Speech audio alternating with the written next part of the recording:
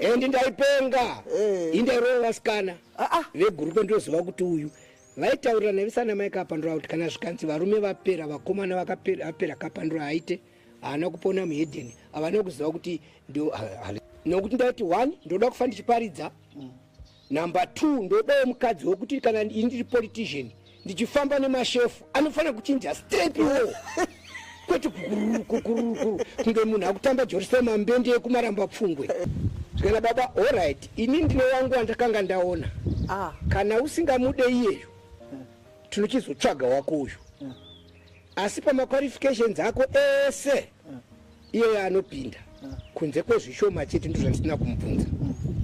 Ndikati aiwa banga auyi ko zvinomboshupa here izvo kunze kunopfekwa tai kunodini ndaiva nemateke angu asina masokisi trousers angu ne-t-shirt benju yama-t-shirt so much kana bhachi tasvika paya baba vakati no it's okay ndokutuma vamhandu kunotsvaga sister kunovatora kwavanga vari ndokubva tachipiwa nguva namai nababa. Muruza baba ntaura kuti Kapandura ndini ndakamutsvagira mukadzi 100%. Ndokuchipedza paya taenda asisi vagara paya mai Guti vabuda ndobva ndaudza iyo musikana wayo ndikati iwe shamwari kana usingadi handina basa nazvo handinyengereri zvavaudzwa ndizvo zvokuti kudii ndikati handina basa nazvo 30 minutes paya ndichingopenga mai vauya zvikanzi mapedza here zvikana mai Kapandura havasi kutaura brother varongoti handina basa nazvo zvikanzi alright ndakafunga kuti ndinokuda umwari hunoenda saka ndikaenda mai Guti uyu mwana wedu anonzi Christopher akadai uda Mwari saka ati ari kukuda iwewe ini manje ndibva ndatarisira pasika munongozo.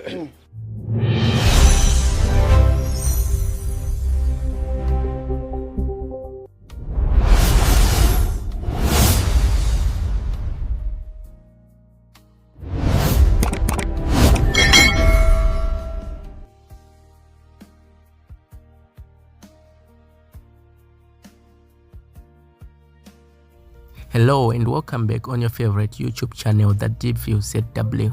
Kana usati wa subscriber, please click the subscription button, like and share. Kuitira kuti pese patino post a new content, new videos, you can be quickly notified. So this is an interesting video whereby Apostle Kapandura vaitsanangura how he was assisted by Baba Guti and Mai Guti to kupfimba mudzimai wavo. Vanotiwo vaiva munhu aichika vasikana kana kuti vanoti vaiva munhu airova vasikana munguva yavo, uye vaifunga kuti hazvisi holy kuti vange vachipfimba musikana vachiudza musikana kuti ndokuda. So vanoti ivo vakatsvagirwa musikana naBaba Guti, then even vatsvagirwa kusasasawo kuconvinsa musikana kwakanetsa kusvikira vazobatsirwa zvekare naMai Guti kuti mashoko ange achitaurika. So it's a very interesting story of how he met his wife. So without wasting much of your time, let us listen to the Apostle. Ndaona panapa mune very beautiful wife. Makazorora zvaita sei makasangana sei mdzimai? Chachimurenga mai. Right. Ndodaidzwa naMwari kuti ndiende kuAmfik. Yainzi Christ for Zimbabwe by then. Chii chakaitika ndandisingabvume kuti Mwari akandidaidza kuti ndive muparidzi. Ndaifunga kuti Mwari akandidaidza kuti ndisponse vavhangeri.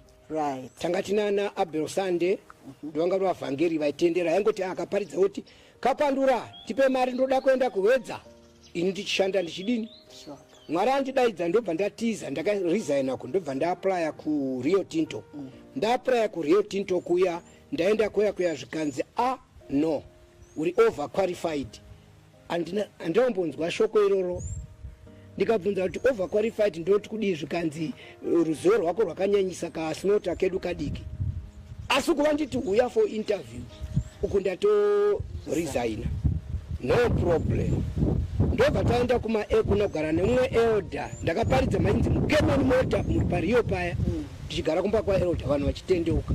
Taita morning glory yanga isina zita taingoti munamato kuseni. Tanamata paya paya first day pakataurwa ndimi, rechipiri ndimi, rechitatu ndobva wandidaidza zvikanzi tiri kukumbira kuti mudzokere kuchinhoi kwamakabva, isu hatichakudai pamba pedu.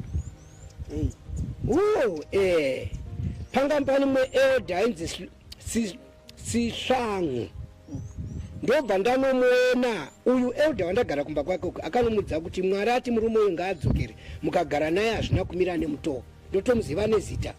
Ane mwana wake ari overseer muchechi medu. Hakuna muri kuona kuti vanhu vainamata zvekunzwa.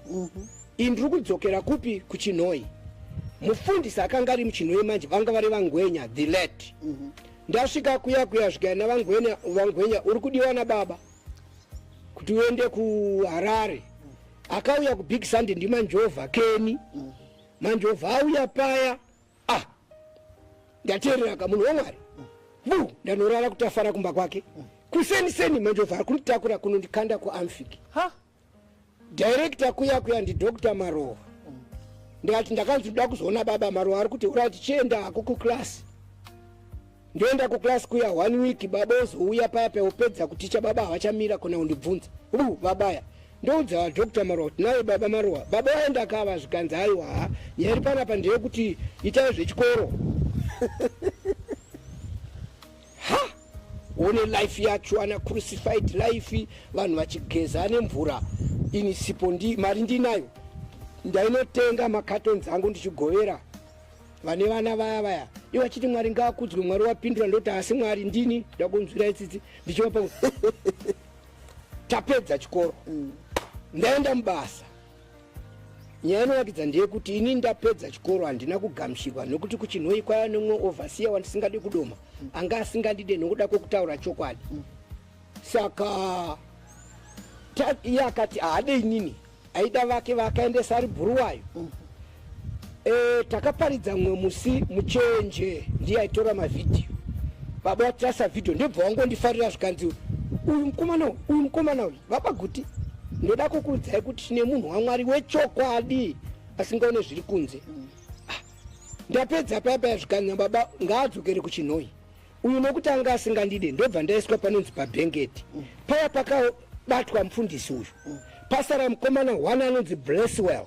Nemba chechi yese yaenda inonzi chiko chadoma chechi yacho nevese vatungamiriri. Ndaenda paya hapana chekudya, handina mapoto. Ndakaparidza paya for 30 days.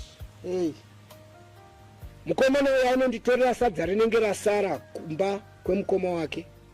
Ndobva azodiscover kuti sadza riri kusara panapa tikaisa mutukona risipo uri kumuka uchidya usiku here zvakare kunopa mufundisi wangu. Overseer wangu anga vamanjoro vauya kuHarare.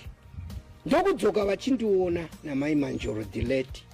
Kapandura uri mupenyu? Ndikati hungu. Uri kudyei?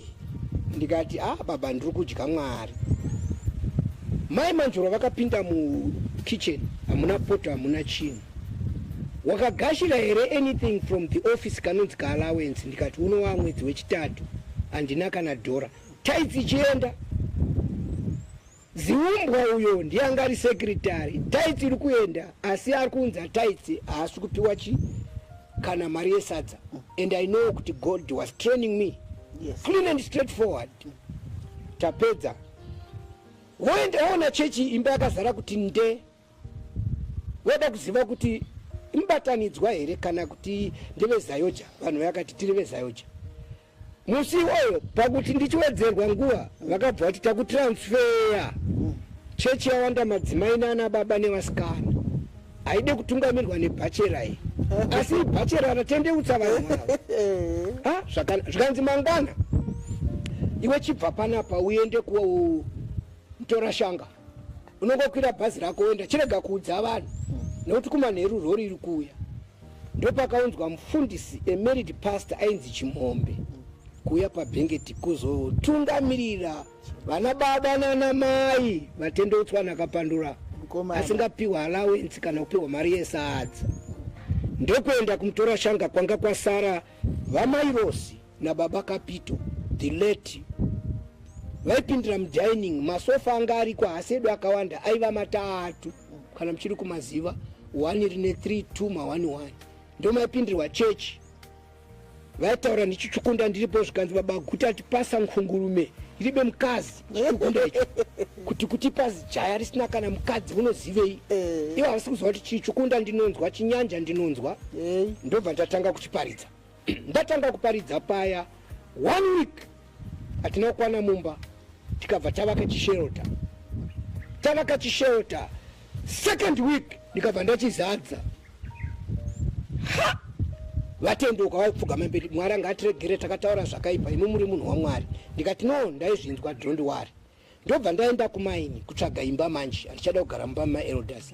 Ndaenda kuya ndakanona welfare officer akandiendesa kumukuru. Ndaenda kuya murungu wacho anga aripo, vakataka meeting zvikanzi endai munomupa imba iya iri kufira vanhu. Yanga iri number 6. Endai munomupa imba iyoiya. Pakafira vanhu vatatu. Pamwe wamwe wacho yakaonekwa nemagumbezi ake mararo anga vakaita bedroom akaonekwa ari panze. Vakadaro. Ndobva ndaipiwa imba iya. Ndikaudzwa nemaneighbors kuti musarara mumba mutanga mauya munamate. Ndikabva ndapinda. Ndobva ndarara kusense. Ndobva ndamuka kwandruta makadini mufundisi marara ndikati vakaona kuti zvasiyana. I stayed for 5 years. Rechi 6 ndo ndakatransferwa. Hatina kubhadhara kana dhora kana chii kumaini. Vachiti imba yanga isingagarikei. Right. Yakura mutora shanga ya ndikaenda nevanhu vangani? 2. Ndavaka chechi ne 21 days kubva pa foundation kusvika pa pending. Kune chechi 1 yandiri kuziva pari zvino eZayoja Forward in Faith yakavhurwa isina kupindirwa kana service kana munamato. Ndiye pamutora shanga. Bishop Manjoro vakatirega tiende tunoona kuti pane chii. Vanga vane crusade yavo Friday, Saturday and Sunday. Vakaona Kapandura ari kutodzisa builder kubva padenga. Ndipo vakaenda vakati Baba Kapandura anoda Mwari unoshandiswa asi haadi kuroora. Endi ndaipenga. Indaroora vasikana. Vegurupe ndoziva kuti uyu vaitaurira nevisana mai Kapandura kuti kana zvikanzi varume vapera vakomana vakapera Kapandura aite haana kupona muhedheni havana kuziva kuti ndio haleluya. Saka vaenda kuya ndakafonerwa ngauye kuno nababa vari kwaMutare kunamba 6 muna Murambi. Ndasvika kuya kuseniseni ndikugadzira payadhi zvangu baba wabuda.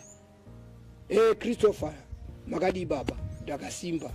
Right. Iwe ndakanzwa kuti une mwoyo kusada kuroora. Munaita basa raMwari rakadaro so asi kuroora haude. Une mashave. Muza baba kana vachikudhinda ka unodhindwa zveshuwa. Kanza ngatitaure. Ndakataura zvasikadi kutaura panapa. Ndikati baba inini number 1 ndiri politician. Number 2 ndini first born kumba kwedu at present. Andisi mupfumi ndiri murombo. Kuona chitenderera kudai akusi kuti kushaiwa vasikana kana mukadzi wokuroora. Ina handide mukadzi. Ndiri kuda mai vachachengeta baba vangu namai vangu. Ndiri kuda mai vachachengeta vana. Ndine vanin'ina vandinochengeta. Saka handingodi mukadzi chete kuti ane mazamu. No. Baba vakati right ngatichinamata iwe neni. Ndikabva ndaendesa maqualifications ka ndozotanga 26. Baba ndibva ngotora zvavo zvikanzi zvimwe zvacho izvi ndizvozvo asi tichanamata dzokera unamata. Ini ndaenda chanonamata gore 2. Vamanjoro vachingoti Christopher wapapi ndikati chii chacho. Baba vasita kudaidza ndikati vanondidaidzirei. Ndiri kuziva yatakapedza kuti munhu akanditengesa uyu. One day baba wafona kuna Vamanjoro uri kudiwa na baba. Asi a week before tinamata ndaandinana DP Mavhangira zvifana zvandaigara nazvo nana Maxen. Mwari achibva ndati kuna Chikambure na Makonde pana basi senior pastor.